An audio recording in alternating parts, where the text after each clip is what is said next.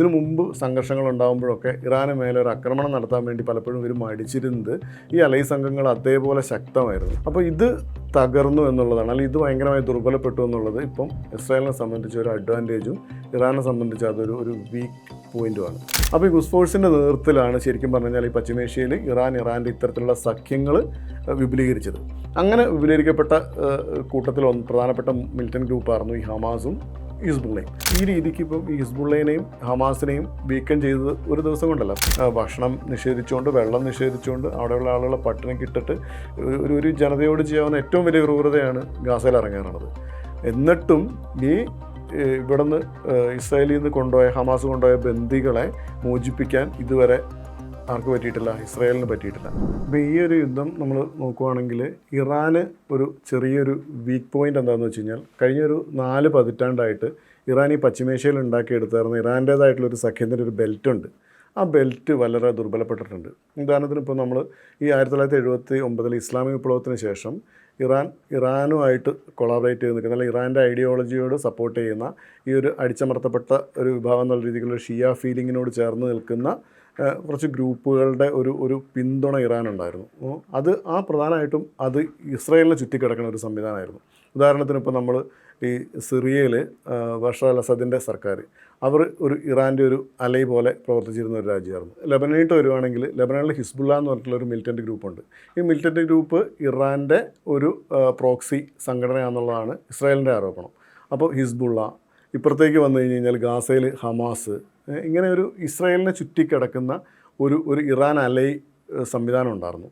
ഇപ്പം ഈ യുദ്ധത്തിയിട്ട് വരുമ്പോൾ, ഇതിനു മുമ്പ് സംഘർഷങ്ങൾ ഉണ്ടാകുമ്പോഴൊക്കെ ഇറാന് മേലെ ഒരു ആക്രമണം നടത്താൻ വേണ്ടി പലപ്പോഴും ഇവർ മടിച്ചിരുന്നത് ഈ അലൈ സംഘങ്ങൾ അതേപോലെ ശക്തമായിരുന്നു. ഇസ്രായേലിനെതിരെ അറ്റാക്ക് ചെയ്യാൻ പറ്റണ പോലത്തെ ശക്തമായിട്ടുള്ള ഗ്രൂപ്പുകളായിരുന്നു ഇവർ.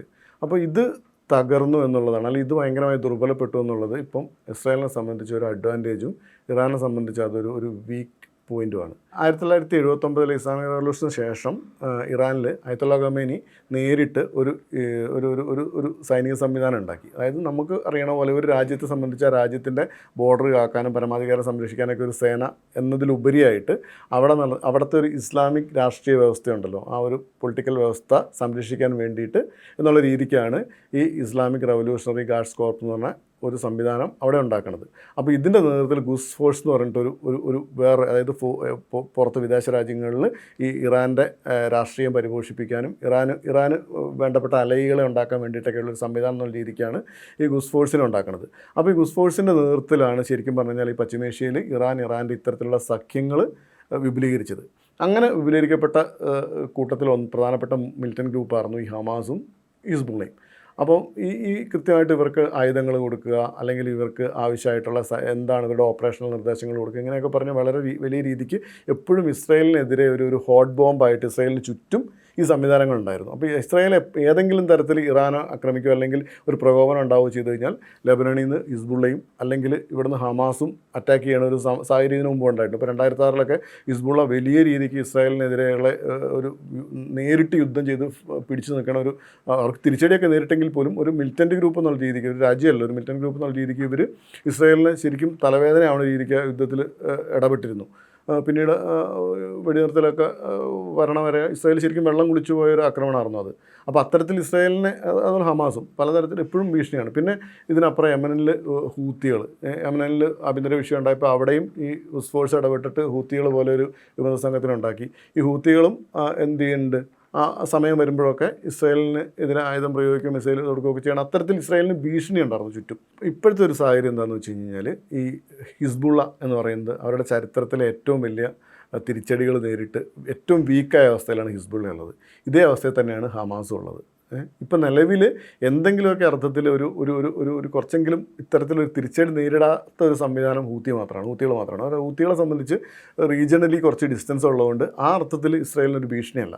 പക്ഷേ ഹമാസും ഹിസ്ബുള്ളയും ഇങ്ങനെ തൊട്ട് ചേർന്ന് നിന്നിരുന്ന രണ്ട് സംഭവങ്ങളായിരുന്നു. എപ്പോൾ ഇറാനെതിരെ ഇസ്രായേൽ തിരിയണോ അപ്പോൾ ഒക്കെ ഇവർ ഭയങ്കര സ്ട്രോങ് ആയതുകൊണ്ട് തന്നെ ഇവരെയും കൂടെ കൂടി ഇസ്രായേലിന് എന്ത് ചെയ്യണം, ഫേസ് ചെയ്യേണ്ടി വരുമായിരുന്നു. ഇപ്പോഴത്തെ ഒരു സാഹചര്യത്തിൽ ഈ രണ്ട് ഫോഴ്സുകളുടെ ഭീഷണി ഇസ്രായേലിനില്ല.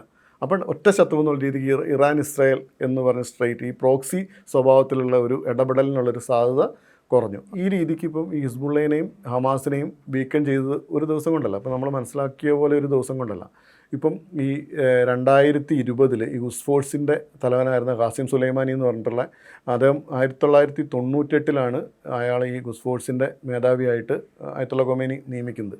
അദ്ദേഹം നേരിട്ട് അയത്തുള്ള ഖൊമേനിക്ക് റിപ്പോർട്ട് ചെയ്തുകൊണ്ടിരുന്നൊരു ഉദ്യോഗസ്ഥനായിരുന്നു, സൈനിക ഉദ്യോഗസ്ഥനായിരുന്നു. ഇറാനിൽ ഭയങ്കര ജനസമ്മതിയുള്ള അയാൾ മരിച്ച സമയത്ത് ഇറാനിൽ വലിയ രീതിക്കാണ് ആളുകൾ അതിനോട് സങ്കടവും വേദനയൊക്കെ പങ്കുവച്ച് അയത്തുള്ള ഖൊമേനി തന്നെ നേരിട്ട് അതിനെതിരെ വലിയ പ്രസ്താവനയൊക്കെ ഇറക്കി രംഗത്ത് വന്നിരുന്നു. അപ്പോൾ അത്തരത്തിൽ വളരെ ശക്തനായിട്ടുള്ള ഒരു ആളായിരുന്നു ഈ സുലൈമാനി. അപ്പോൾ സുലൈമാനിയാണ് യഥാർത്ഥത്തിൽ ഈ അർത്ഥത്തിൽ ഈ അലൈകളെ ഇങ്ങനെ ഇപ്പോൾ ഈ ഹമാസിനെ ആയിക്കഴിഞ്ഞാൽ ഹിസ്ബുള്ളേനെയൊക്കെ ആയിക്കഴിഞ്ഞാൽ ഇത്തരത്തിലൊരു മിലിറ്റൻറ്റ് സ്വഭാവത്തിലുള്ള ഒരു അലൈ ആക്കി പരുവപ്പെടുത്തിയെടുത്തത്. അപ്പോൾ ഈ 2020 അയാളുടെ ഒരു കൊലപാതകം, അത് ശരിക്കും പറഞ്ഞാൽ ട്രംപ് നേരിട്ട് ഉത്തരവിട്ടിട്ടാണ് സുലൈമാനിനെ വധിച്ചതെന്ന് പിന്നീട് അമേരിക്ക വെളിപ്പെടുത്തിയിട്ടുണ്ട്.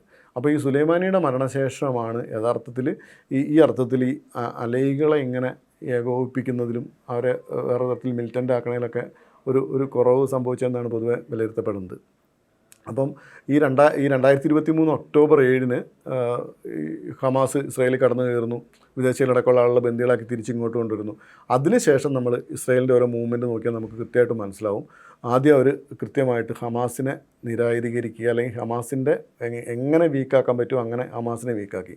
ആ സമയത്താണ് കൃത്യമായിട്ട് ലെബനനിൽ നിന്ന് ഹിസ്ബുള്ള ഇസ്രായേലിനെ അറ്റാക്ക് ചെയ്യാൻ ശ്രമിച്ചത്. അപ്പോൾ നമുക്ക് ഓർമ്മയുണ്ടാവുമല്ലോ, ഈ ഹിസ്ബുള്ളേൻ്റെ ഒരു 100ഓളം പ്രധാനപ്പെട്ട നേതാക്കൾ പേജർ സ്ഫോടനത്തിൽ കൊല്ലപ്പെട്ടത്. അപ്പോൾ ഇത്തരത്തിൽ വളരെ ആസൂത്രിതമായിട്ട് ഹിസ്ബുള്ളേനെയും ഹമാസിനെയും ഇസ്രായേൽ സൈഡ് ലൈൻ ചെയ്തു.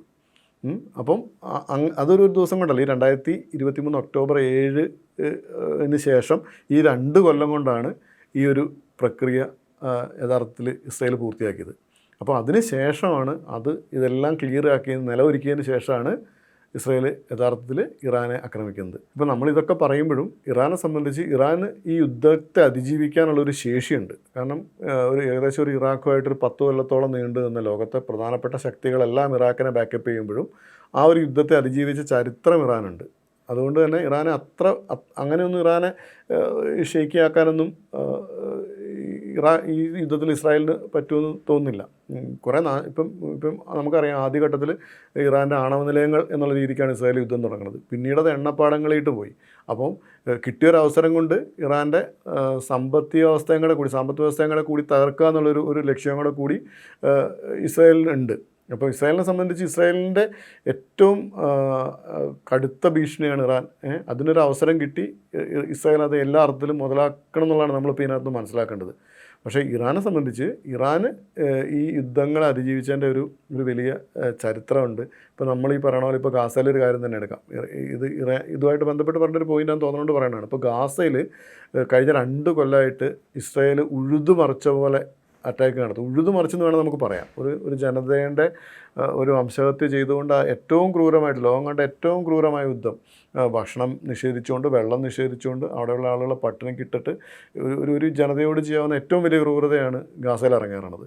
എന്നിട്ടും ഇവിടുന്ന് ഇസ്രായേലിൽ നിന്ന് ഹമാസ് കൊണ്ടുപോയ ബന്ദികളെ മോചിപ്പിക്കാൻ ഇതുവരെ ആർക്ക് പറ്റിയിട്ടില്ല? ഇസ്രായേലിന് പറ്റിയിട്ടില്ല. ഇസ്രായേൽ അവിടെ ഏരിയൽ യുദ്ധം നടത്തി, കരയാക്രമണം നടത്തി, അവിടെ ഉഴുതുമറിച്ചു. പക്ഷേ ഈ ബന്ദികളെ കണ്ടെത്താൻ പറ്റിയിട്ടില്ല. അപ്പോൾ അത്രമാത്രം ഒരു പ്രതിരോധത്തിൻ്റെ സ്വഭാവം ഗാസയിൽ പോലും ഉണ്ട്. അപ്പോൾ ഇറാനെ സംബന്ധിച്ച് ഇത്രയും ബോംബിട്ട് ഒരു ഒറ്റ ദിവസം കൊണ്ട് ഇറാൻ്റെ ഈ ആണവായുധ ശേഖരം അല്ല ഇതൊന്നും അതിൻ്റെ ഒരു ബേസിക് സ്ട്രക്ചറിനൊക്കെ എന്തെങ്കിലുമൊക്കെ കേടുപാട് വരുത്തിയിട്ടുണ്ടാവും. അതിനപ്പുറത്തേക്ക് ഒരു വലിയ രീതിക്ക് ഒരു ഇറാൻ ഇതുകൊണ്ട് ഏറ്റൊന്നും അർത്ഥത്തിൽ നമുക്ക് കരുതാനും പറ്റില്ല. അപ്പോൾ അതുകൊണ്ട് തന്നെ ഇറാൻ ഈ വിഷയം ഇത്ര അതായത് അമേരിക്ക, ഇസ്രായേൽ, പാശ്ചാത്യ ശക്തികൾ ഇങ്ങനെ വലിയൊരു എതിരാളികൾ നിൽക്കുമ്പോൾ പോലും ഇറാൻ കാണിക്കുന്ന ഒരു തിരിച്ചടിയുടെ ഒരു സ്വഭാവം ഉണ്ടല്ലോ, അതും ഇനി അങ്ങോട്ട് എങ്ങനെ പോകുന്നുള്ളത് ലോകത്തെ സംബന്ധിച്ച് വളരെ നിർണായകം.